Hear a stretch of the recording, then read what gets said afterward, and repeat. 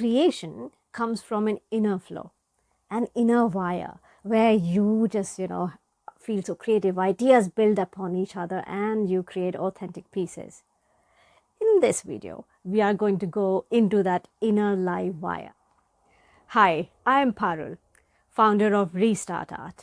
I help you reconnect with your inner artist and create meaningful art instead of just copying. My aim is to bring you world-class, time-tested art knowledge based on my 10 years of art industry experience and masters from 𝗪𝗂 London. Returning to art is exciting, no doubt, but then it is confusing as well, slightly bewildering. You follow some art tutorials, you try to get some books to, understand a few things, make some pretty stuff, but then what? Art isn't about copying, is it? It's about creation. And creation comes from an inner flow, an inner wire where you just, feel so creative. Ideas build upon each other and you create authentic pieces. In this video, we are going to go into that inner live wire. We'll recognize what your inner artist is interested in so that you understand what is the driving force behind that authenticity, so that you can, tap into that power and start creating amazing pieces. So without wasting any time, let's dive in. This is the first visual I would like to share with you. When I saw this sunrise, I was mesmerized. And the artist in me was so curious. Growing up, I've seen many sunsets, sunrise, but this question always stayed that what is it about this entire scene that just, has this awe effect on all of us? Why do we just get hooked up? It's so simple, but why? I was just reflecting on this photograph that I took years ago. It was morning, I think 5 a.m. or 4:30 a.m. and sun was just rising. It just came above the horizon and the sky just lit up, and I was just looking at the magnitude of its presence. In this photograph, you can say that this is a really teeny tiny small circle almost in the center of the composition of this photograph. Its effect can be seen in all these gradation of color from dark to light, and especially in the center, the color gradation is different in comparison to what you can see on the edges of the photograph. Plus, if this sun was at a different height, it would look different. But in this state, the kind of colors, the kind of gentleness to it had a very calming effect on me. And the artist in me was just noting down, almost like notes from nature, that, oh, I can use this way. These cues can help me, to express calmness, for example, in my artwork. So the idea is to keep on, going with your curiosity torch wherever your attention gets hooked up, and then you try to understand that why. And your why and my why can be different, and that's perfectly awesome, because that's where our uniqueness will come in. So let's move on to the next visual, and then let's, analyze it. What is making it so special? As I have walked past this, oh goodness, it just caught my eye, and I knew it this time that why it is so attractive. One, these staircases are saying welcome. And, your eyes then go on the area of this hidden door. And you just, it creates mystery. It's not completely hidden and it's not completely revealed. The partial element creates that sense of mystery. You just get curious that, oh my God, is the door, like, can we open the door? Can we go in it? Like, it just, it's a human nature. And then it's beautifully covered with this green plantation, and it just creates your, asks you, almost, leads you to form stories that what is the life story of this door? Is it in action or is it completely shut? Is it a mystery door? Is it a secret door? You just get compelled to think about these things. And then it is so exciting that if we want to use the same element into our own art, we can think of, using these cues from nature, from everyday life, and then again using them in our artworks. You can't get normal than this. This is just me picking up a glass, and the artist in me is always peeping into the world with those artisty visions and curiosities.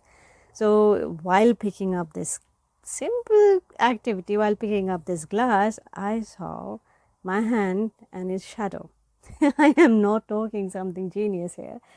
We are so used to seeing shadows, that was a big deal. But that is where artists differ. Obviously, everybody knows about shadow, but the fact that artists have this beginner's mind, they are curious about everything. Little things excite them, and those little excitements open doors to newer things. So in this photograph, when I saw my hand doing, creating interesting shadow work on the table, and there's a little shadow of the glass as well, I was just thinking as if like two hands or two actions are happening. One with my actual hand and second with the shadow. And this parallel movement took me into this interesting thought process that what is parallelly going on in terms of narrative? Who is, it goes into who, it goes into mystery. It talks about, although shadows are very plain, they don't have dimensions, but they add interesting character to your composition, to whatever you're making. So it just caught my eye and I clicked this photograph. This entire scene caught my attention because of this cutie ducky. It was so playful that day. It was creating a lot of ripples in the water. It was enjoying its time in nature with its mate.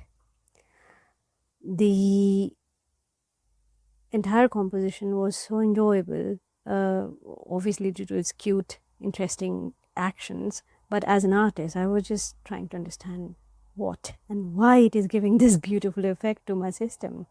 So I went and I tried to analyze the visual cues in this photograph. What I saw was the actions of this duck was creating these circular ripples around it. And then the beak, the foot of this ducky, even those pattern of feathers on its back are almost, angular. They are structured, they are clean lines pointing in one direction.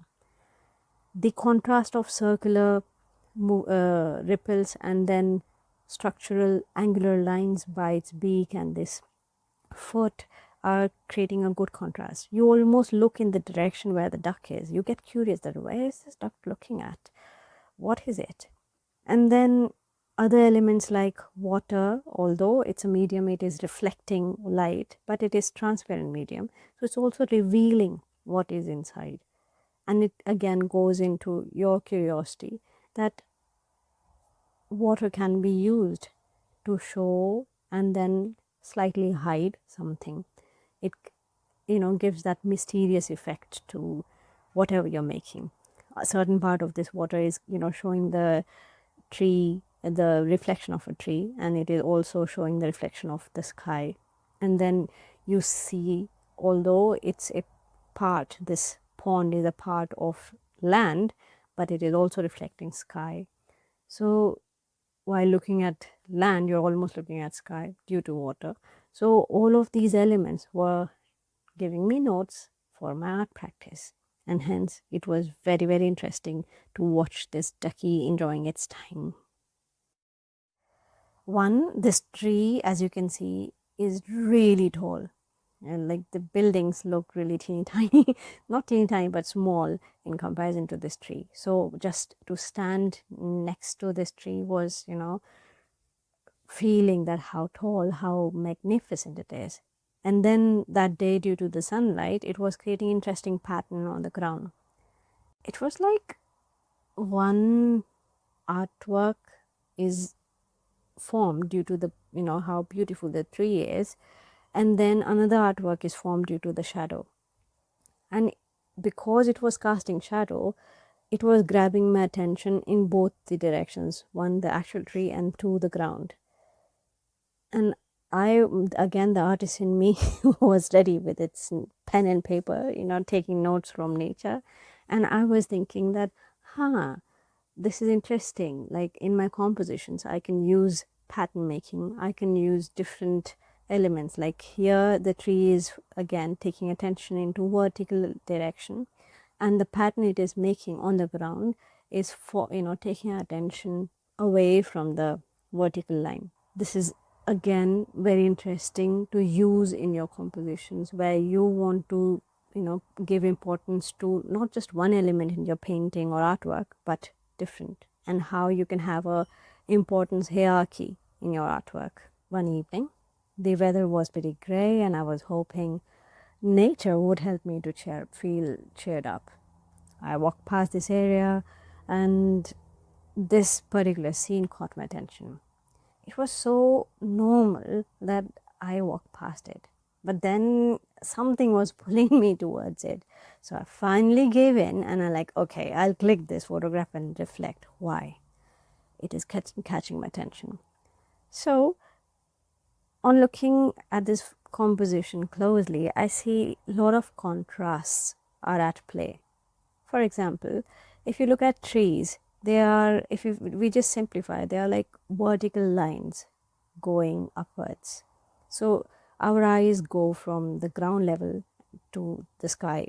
And then in the middle of this composition, we see a cycle which has circular pattern going on in their tires. So vertical lines versus circular shape.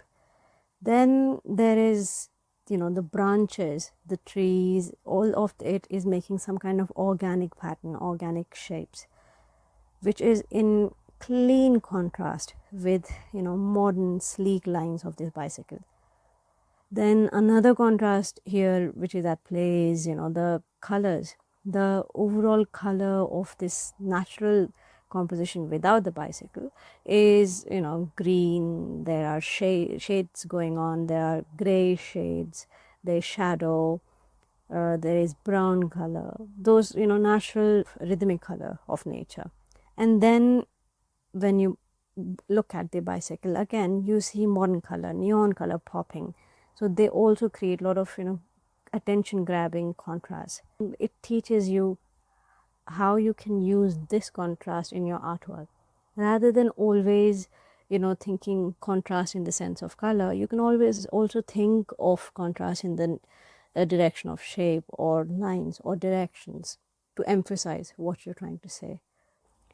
I hope these examples helped you to churn those creative mental wheels. I am curious about what resonated with you. What are the discoveries you made about your inner artist? You can share your views in the DM or in the comment section below. I have seen that we are very good and very comfortable reading other people's artwork.